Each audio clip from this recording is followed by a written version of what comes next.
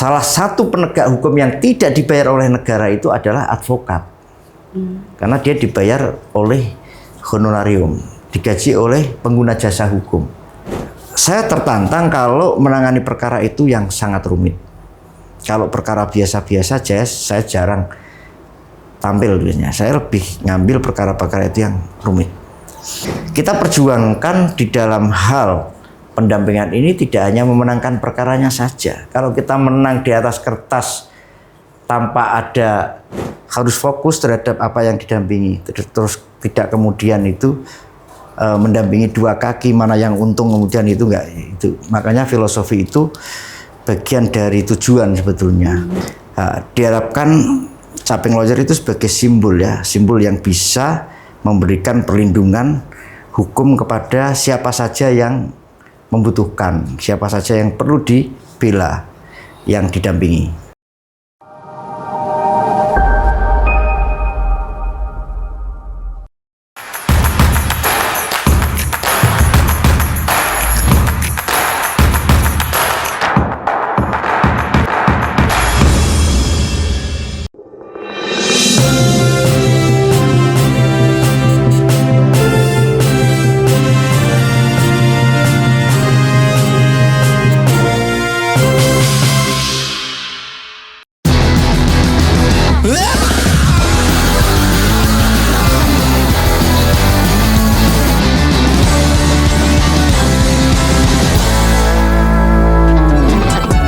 Kedai hitam putih, SLI Group, Femotan Fantastik Modern Hitan.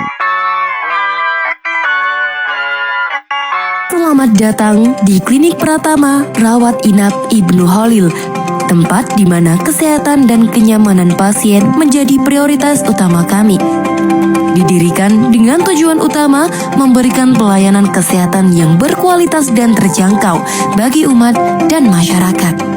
Oleh karena itu, kami berkomitmen untuk terus meningkatkan kualitas layanan dan fasilitas yang ada. Kami bertekad untuk menjadi mitra kesehatan yang dapat diandalkan oleh masyarakat dengan menghadirkan pelayanan prima, profesional, ramah, integritas, mutu, dan amanah. Klinik Pratama Rawat Inap Ibnu Khalil berkhidmat memberikan pelayanan prima. Alhamdulillah untuk hasil sitik-sitik ditabungke nang BKK Lasem iso nglumpuk dadi akeh. Long live the fisherman. Nabung wonten BKK Lasem niku penak banget kok. Mbak-mbak sing cantik saben dinten mriki dadose saged nitip nambung terus. Saya kalau menabung biasanya langsung ke kantornya BKK Lasem. Pelayanannya ramah dan nggak perlu antri. Ambil tabungan di BKK Lasem juga mudah dan nggak pakai ribet. Dan dijamin uangnya aman dong.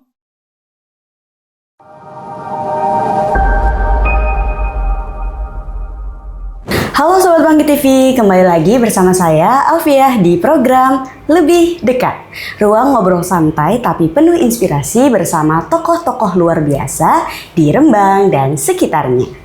Oke teman-teman, jadi hari ini kita akan membahas mengenai dunia hukum yang bisa dibilang sangat rumit nih teman-teman, tetapi sangat dekat dengan kehidupan sehari-hari.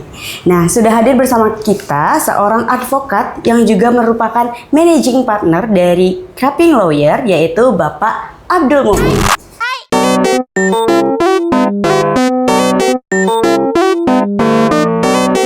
Baik, selamat datang Bapak Abdul Mukmin.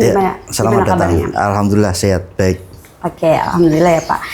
Caping Lawyer sebenarnya ini hal yang sangat menarik ya Pak. Kalau boleh tahu gimana sih Pak perjalanannya bisa menciptakan Caping Lawyer gitu dan dilatar belakangi oleh apa gitu? Ya, Caping Lawyer itu sebetulnya simbol ya, simbol dari sebuah peradaban. Karena Caping Lawyer itu identik dengan caping tani ya, disimbolkan dengan dua sisi. Jadi yang satu mengerucut, yang satu melebar. Ini kebetulan saya nggak pakai caping. Biasanya saya selalu pakai caping lawyer. Dari simbol pengerucutan yang ke atas itu menunjukkan perjalanan spiritual manusia dari bawah ke atas ya. sampai pada dataran yang tinggi. Itu sebagaimana falsafah filosofi orang tani toh. Dengan menanam padi itu semakin tua semakin menunduk ya. Diharapkan kita itu semakin ke dewasa, semakin tua itu kita juga menundukkan sebuah capaian yang harus menunduk ke bawah, bukan tengok ke atas. Kemudian kalau dilihat dari caping itu kan bawahnya melebar, itu menunjukkan simbol keterbukaan ya.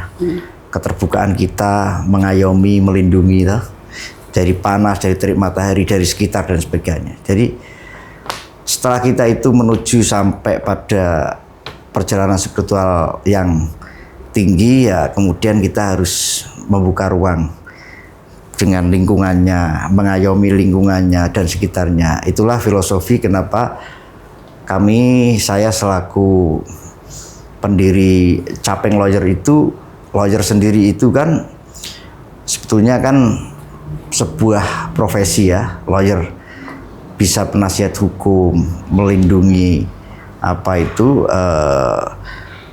bisa sebagai pengacara, bisa sebagai legal counsel dan apa saja yang berhubungan dengan pendampingan. Pendampingan hukum, pendampingan hal-hal yang berhubungan dengan hukum. Diharapkan Capeng Lawyer itu sebagai simbol ya, simbol yang bisa memberikan perlindungan hukum kepada siapa saja yang membutuhkan, siapa saja yang perlu dibela, yang didampingi. Saya rasa itu filosofinya. Cukup dalam sekali ya Pak, berarti filosofi dari Capeng Lawyer berarti diambil dari capingnya para petani ya Pak. Aduh, keren banget nih Pak. Boleh diceritain nggak sih Pak awal berdirinya Capeng Lawyer itu sendiri gimana?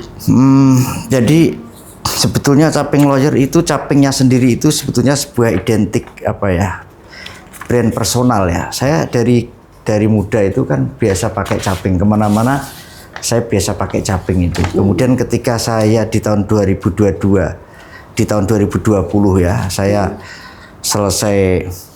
selesai menjalani proses sebagai seorang lawyer, sebagai pengacara itu, kemudian saya bikin kantor dengan brand Capeng Lawyer gitu. Jadi sehingga orang akan mudah mengenal. Kalau di Rembang itu bilang Capeng Lawyer ya pasti ketemunya nama saya kan begitu. Memudahkan orang untuk menemukan alamat, menemukan seseorang, menemukan itu. Kalau Capeng Lawyer pasti nama saya kan begitu. Oke, berarti sebagai bentuk personal branding juga ya Pak bagi masyarakat. Satu itu, yang kedua bahwa dengan filosofi di atas tadi, kita sebagai lawyer, kita sebagai pengacara, tentu ya kita bisa menerapkan makna-makna filosofi yang sebagaimana saya sebutkan tadi.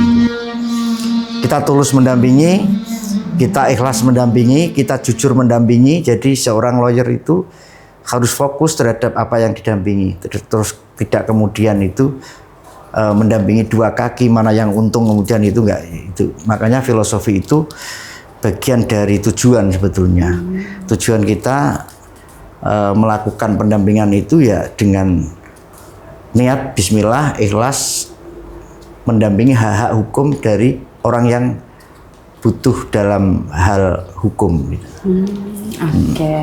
Berarti kalau boleh tahu nih Pak, cita-cita Bapak sedari kecil sendiri apakah menjadi lawyer atau gimana nih Pak? Kalau saya sebetulnya dari kecil itu memang saya itu lahir di lingkungan yang cukup agamis ya. Saya lahir di Sedan. Dari kecil saya di lingkungan pesantren sampai dengan SMA juga masih di lingkungan pesantren. Kemudian saya melanjutkan kuliah di IAIN Wali Songo Semarang itu di tahun 96 itu. Di situ saya pertama itu justru ambil fakultas pendidikan. Saya termasuk orang yang lahir di era reformasi. Lahirnya reformasi itu saya lahir di situ, sehingga saya tahu betul bagaimana kebutuhan seseorang akan kebebasan, kebutuhan seseorang akan keadilan dan sebagainya itu. Disitulah saya sebetulnya sudah mulai ada rasa jiwa aktivis saya. Dan pada saat itu kebetulan saya bergabung di sebuah organisasi-organisasi yang berbasis kemahasiswaan, dan saya aktif di situ, aktif segala hal di bidang akademik, di bidang penelitian. Belum berpikir sampai saya harus menjadi advokat gitu ya.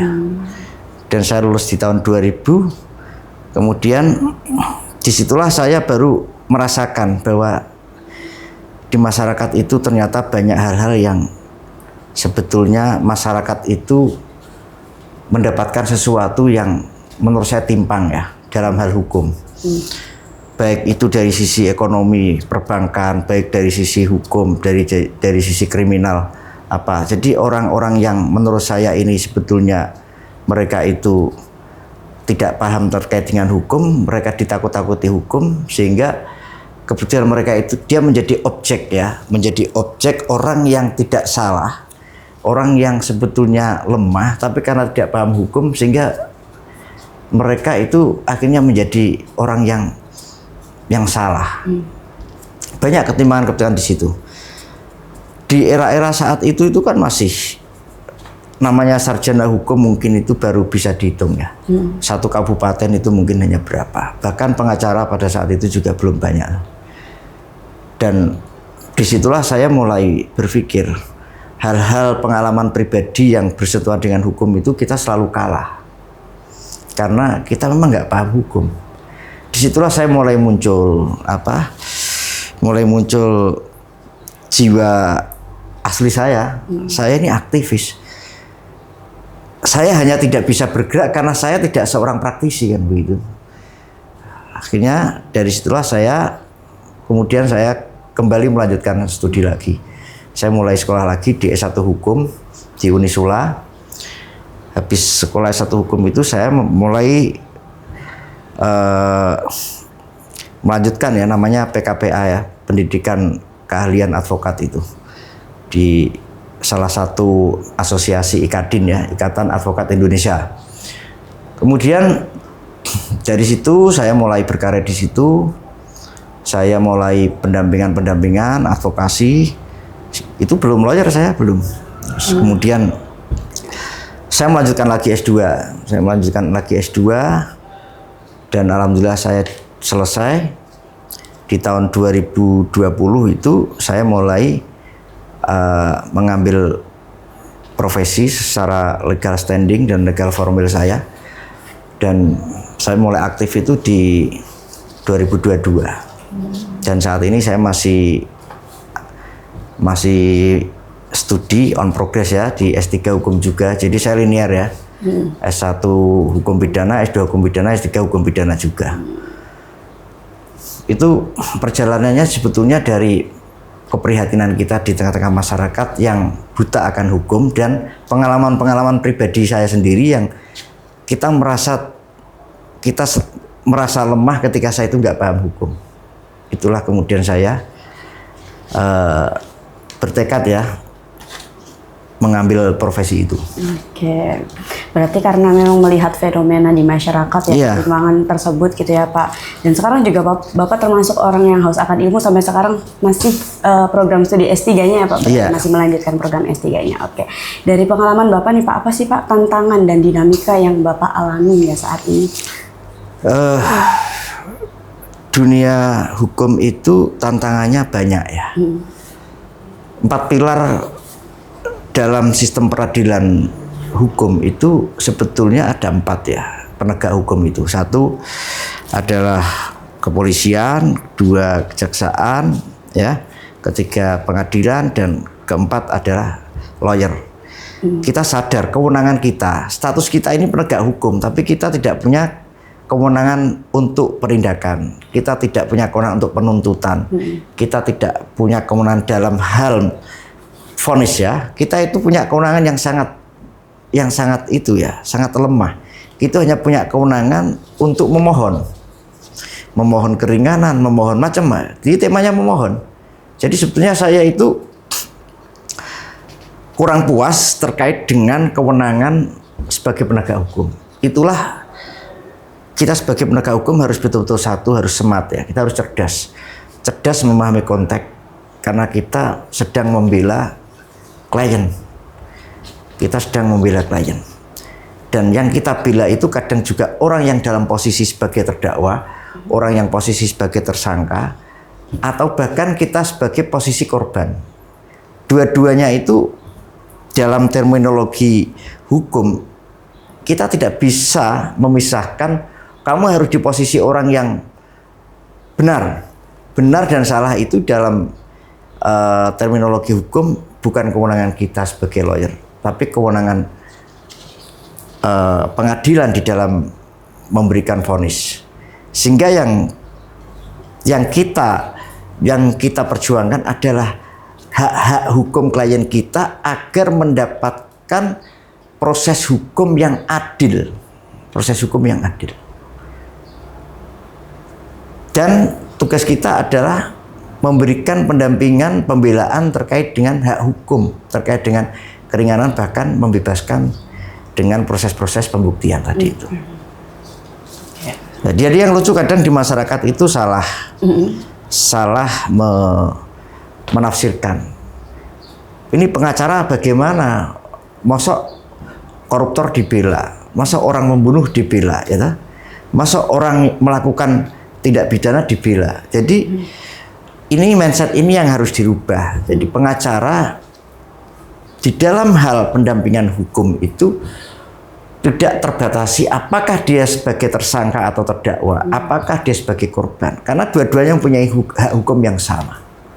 Kalau kita sebagai terdakwa, maka yang harus kita bela adalah bagaimana dia mendapatkan keadilan terkait dengan sesuatu perkara yang ditimpanya. Atau kalau kita di pihak terdakwa, apakah betul seorang terdakwa itu mendapatkan proses hukum yang adil?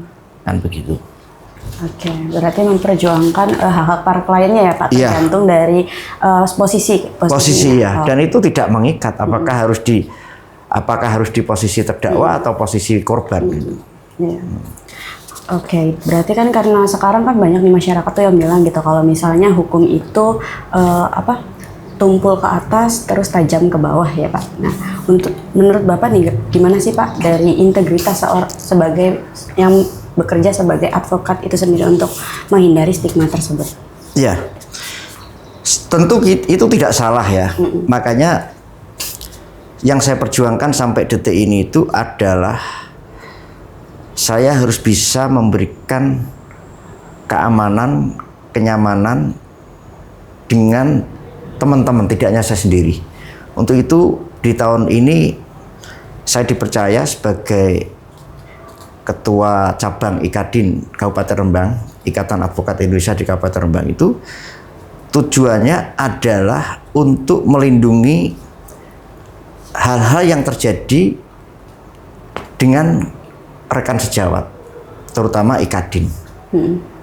Maka stigma yang dibangun di masyarakat bahwa hukum itu tumpul ke atas tajam ke bawah itu kita nggak menyalahkan, itu benar kan begitu. Dan fakta hukum itu ada gitu.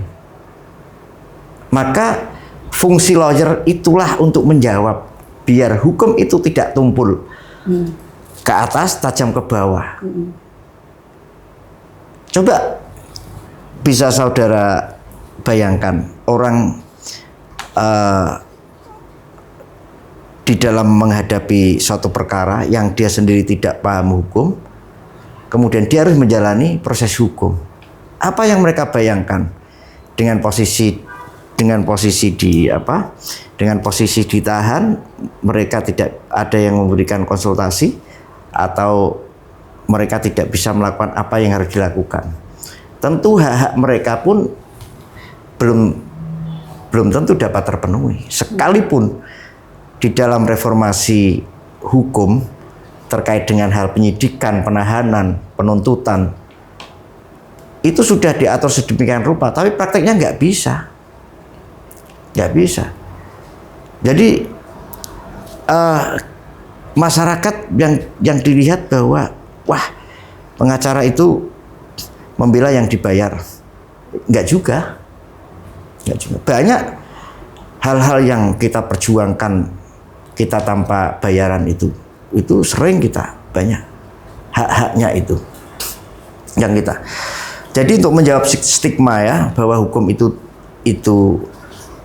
tajam ke bawah tumpul ke atas itu jawabannya adalah satu, lahirnya Undang-Undang Advokat ya nomor 3 tahun 2000 nomor 18 tahun 2003 itu untuk menjawab ini. Dengan adanya advokat itu sistem peradilan akan terkontrol.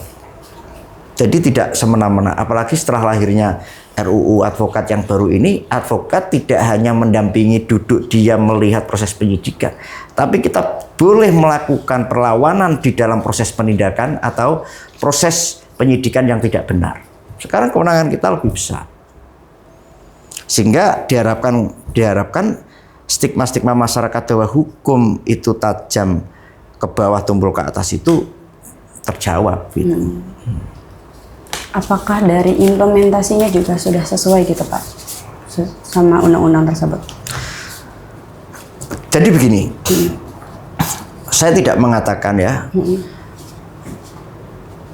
semua APH, baik itu polisi, baik itu kejaksaan, baik itu hakim atau pengacara, tidak semuanya putih. Implementasi itu bisa benar bisa tidak, karena mereka itu semua bisa melakukan hal yang berbeda. Hukum itu bisa di tangan orang yang salah, putih menjadi abu-abu. Hukum bisa menjadi putih menjadi hitam. Mari kembali kepada personalnya. Makanya yang namanya etik di dalam menjalankan profesi itu penting. Ya, coba bayangkan saja kalau seorang pengacara kemudian kolaborasi dengan aparat yang lain, bagaimana kemudian hukum itu bisa ditegakkan? Jadi sebetulnya ini kembali kepada moral, kemudian kepada etiknya masing-masing, ke personalitinya masing-masing. Jadi saya rasa implementasi terkait dengan hal tersebut itu kembali. Pengacara pun juga ada yang abu-abu, ada yang putih, ada yang hitam, banyak. Tidak hanya lawyer aja, semua punya, tinggal milih aja mau yang model gimana. Kan begitu. Tapi kepada prinsip keadilan bahwa di dalam asas-asas hukum yang harus kita tegakkan adalah bahwa sekalipun langit itu runtuh, hukum harus tetap ditegakkan. Kan begitu. Oke, baik Pak. Ada nggak sih Pak kayak kasus yang paling rumit atau aneh nih Pak sepengalaman Bapak hingga saat ini? Kebetulan saya itu menangani perkara-perkara yang menurut saya di Rembang itu rumit. Saya tertantang kalau menangani perkara itu yang sangat rumit. Kalau perkara biasa-biasa saja, saya jarang tampil biasanya. Saya lebih ngambil perkara-perkara itu yang rumit. Baik itu perdata maupun pidana. Jadi perkara pidana yang pernah saya tangani itu perkara tindak pidana kekerasan seksual ya. Ya barusan tidak perlu saya sebutkan inisialnya, tapi itu rumit menurut saya. Dan kebetulan dalam perkara ini saya itu pegang perkara tidak dari awal. Saya pegang perkara itu di tahap 2, artinya tersangka sudah disiapkan untuk menjalani proses persidangan. Kalau di tahap awal dari lidik, sidik, kemudian P21 dilimpahkan ke kejaksaan untuk dituntut, proses penuntutan itu masih di tahap 1 ya. Kita nggak menangani dari situ, sehingga kita menangani itu dengan klien saya, prosesnya sudah dalam bentuk berkas. Saya tinggal sidang itu. Itu rumitnya di mana? Rumitnya itu kepentingan hukum itu kan macam-macam, kan begitu. Dan ketika kita sudah masuk dalam situasi yang sudah crowded, mau tidak mau kita harus mengikuti apa yang sudah ada. Sehingga dari apa ya? Dari pasal yang harusnya tidak ada tuntutan minimal, tuntutan maksimal. Kalau tuntutan minimal itu kan ada tuntutan semisal Undang-Undang Tipikor itu ada tuntutan minimal 2 tahun. Tuntutan Undang-Undang Perlindungan Anak itu ada yang tuntutan minimal 5 tahun. Jadi tuntutan yang minimal itu artinya kan tidak ada tuntutan kalau minimal 5 tahun ya harus menjalani 5 tahun minimal kan. Nah, tuntutan maksimal itu biasanya jarang. Tuntutan maksimal itu 12 tahun. Kayak pasal 303 terkait dengan perjudian itu kan ancamannya berapa? 10 tahun. Paling dia menjalani berapa? 1 tahun. Ini tidak ini. Yang saya hadapi klien saya itu pasalnya TPKS dengan pasal maksimal 15 tahun. Itu dituntut 13 tahun. 13 tahun. Kenapa bisa seperti itu ya? Ya nggak perlu saya sampaikan di sini, tapi itu jelas prosesnya kredit. Yang kemudian kita ikuti jalannya, prosesnya, baru bisa melangkah. Karena yang awal kita udah nggak bisa ngikuti, karena sudah pakai PH lain, bukan saya masuk di tahap 2. Ya kita kemarin banding itu bisa turun itu 5 tahun itu.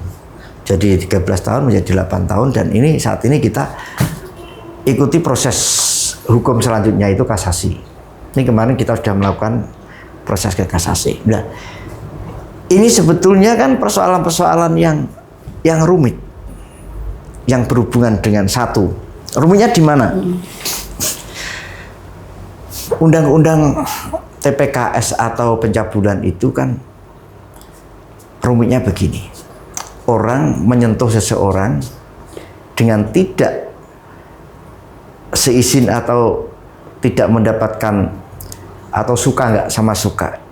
Itu di dalam bunyi pasal tersebut merupakan delik, bisa diadukan dan rumit. Sehingga bisa terjadi bahwa laporan tersebut bisa dijadikan sebuah rekayasa hukum. Kepentingan-kepentingan dalam hal macam-macam, like and dislike, orang nggak suka terus aku tak laporkan buat alasan. Sehingga dalam hal ini penyidik itu yang kita harapkan betul-betul hati-hati. Kalau prinsip saya sebagai lawyer, kalau kita di pihak orang yang salah atau dalam hal ini ada tersangka itu ya saya memposisikan penyidik sebagai lawan saya karena mereka yang mentersangkakan. Sehingga apa yang saya perjuangkan? Saya harus betul-betul melawan, mampu menjelaskan bahwa yang disangkakan nggak benar. Kan begitu. Harusnya kan begitu. Nah, itu yang saya sebutkan tadi.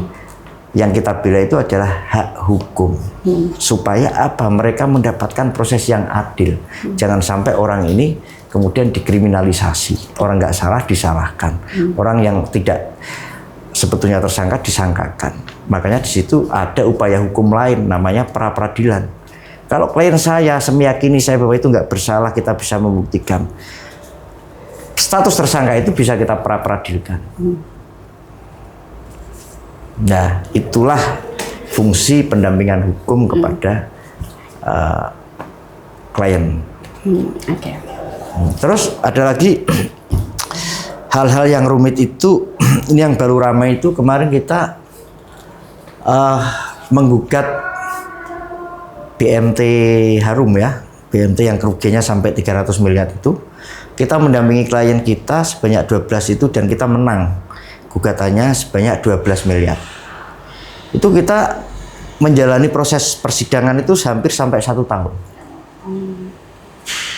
Hampir 1 tahun karena tingkat kerumitannya tadi, tingkat kerumitan lembaga yang kita gugat, kemudian ternyata yang uang tersebut dipakai oleh oknum, kemudian kita gugat lembaganya, uangnya tidak ada, uangnya sudah ada. Ini kan hal-hal yang rumit dan kita perjuangkan di dalam hal pendampingan ini tidak hanya memenangkan perkaranya saja. Kalau kita menang di atas kertas tanpa ada faktualnya dengan kerugiannya kan juga kasihan.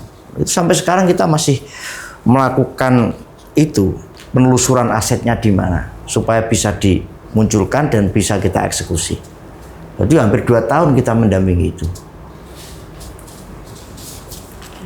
Berarti memang dari harus ada pendampingan juga ya Pak untuk ininya, untuk seorangnya juga. Oke, lanjut. Mungkin dari Bapak sendiri kan di masyarakat Rembang ini kan mungkin banyak banget ya Pak yang awam akan hukum gitu ya Pak. Menurut Bapak sejauh ini apa sih Pak pentingnya edukasi hukum untuk masyarakat? Sebetulnya begini, penilaian masyarakat terkait dengan profesi hukum bahwa pengacara itu mahal bayarnya. Kalau saya ditanya, iya, karena salah satu penegak hukum yang tidak dibayar oleh negara itu adalah advokat.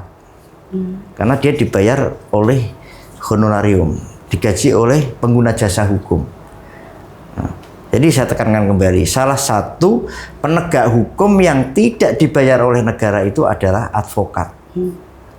Sehingga kalau orang bilang, wah advokat itu mahal, bisa mahal, iya, tapi juga bisa gratis.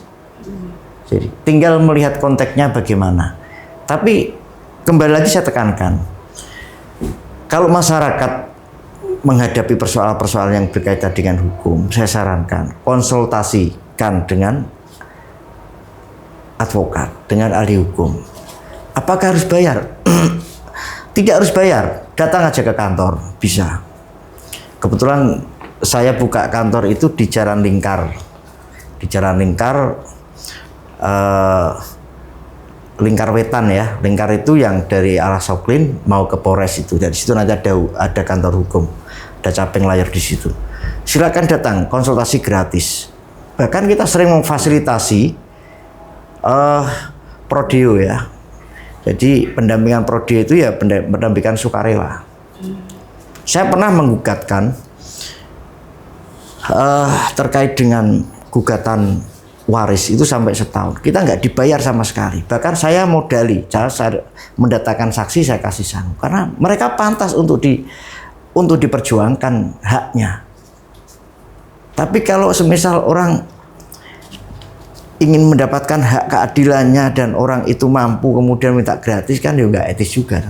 Wong kita juga bukan lembaga negara, kita ini lembaga penegakan hukum yang bersifat honorarium gitu. Ya. Itu saya rasa. Oke, berarti sangat penting ya Pak, apalagi dari ini kan bukan hanya untuk memenangkan sebuah kasus saja ya Pak, tapi benar-benar ingin memberikan hak-hak para klien itu sendiri. Dan Bapak juga udah membuat konsultasi juga ya Pak secara gratis terhadap masyarakat gitu ya Pak. Apa sih Pak langkah nyata dari Caping Lawyer sendiri dalam memberi akses hukum yang lebih mudah dan transparan terhadap masyarakat?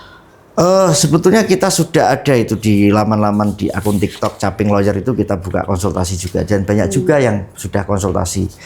Kemudian kita juga buka layanan di Facebook juga, Caping Lawyer juga, itu juga banyak yang orang-orang itu secara pribadi japri minta konsultasi secara gratis. Kita layani juga, apa yang baik pun biasa.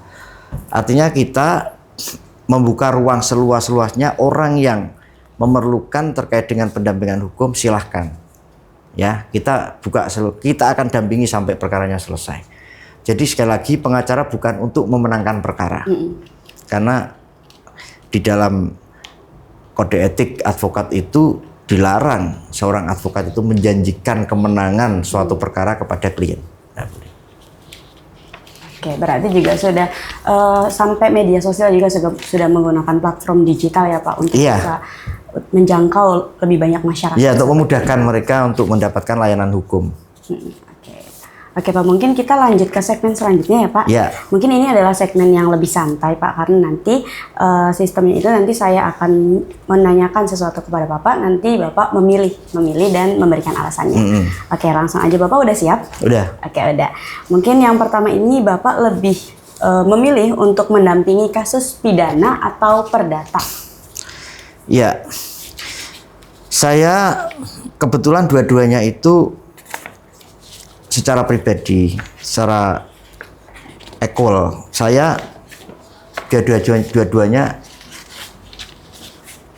saya menekuni, dan saya lebih banyak mendampingi perkara pidana dan perdata. Bahkan di beberapa kali saya mendampingi kasus-kasus besar, termasuk tipikor, ya, termasuk kasus-kasus yang lainnya.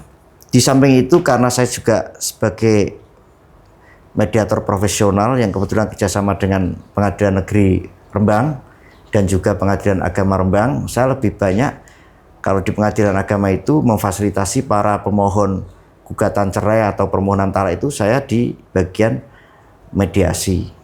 Jadi saya malah sampai detik ini belum pernah mendampingi kasus perceraian, belum pernah.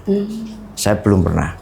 Selama saya berprofesi sebagai advokat, saya belum pernah mendampingi kasus perceraian, perkara perceraian. Namun, saya lebih fokus bagaimana saya bisa menyatukan orang-orang yang berperkara di dalam gugatan cerai dan permohonan talak. Oke, mungkin lanjut ke pertanyaan selanjutnya ya, Pak. Lebih baik memberikan bantuan hukum secara gratis kepada masyarakat kecil atau fokus menangani klien besar dengan kasus yang mungkin lebih kompleks gitu, Pak? Saya rasa dua-duanya jalan, ya. Saya harus menjalankan profesi itu juga dengan profesional. Yang kedua, saya juga harus menjalani saya sebagaimana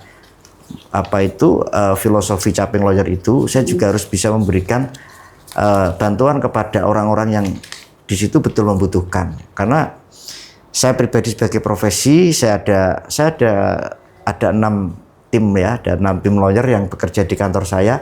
Dan itu kita harus menghidupi, artinya kita harus juga menjalani profesi itu sebagai profesional. Tapi di sisi lain, kita juga memberikan fasilitas prodio kepada orang-orang yang membutuhkan kebutuhan pendampingan hukum. Aduh teman-teman, luar biasa banget ya teman-teman Bangkit TV. Dari obrolan bersama Pak Munim ini kita belajar nih bahwa hukum ini bukan hanya untuk milik orang berdompet tebal aja nih teman-teman, tetapi juga hak setiap warga negara untuk mendapatkan perlindungan dan hukum dan keadilan seperti itu. Terima kasih banyak Pak Munim atas waktunya dan inspirasinya dan tentunya edukasinya ya terhadap masyarakat di segmen Lebih Dekat ini. Oke, tentu saja teman-teman Bangkit TV, saya mengucapkan terima kasih kepada teman-teman yang sudah menyimak segmen Lebih Dekat dari awal hingga akhir. Sampai jumpa di episode selanjutnya. Mari kita cerdas hukum, tata aturan, dan berani memperjuangkan keadilan. Salam Bangkit TV.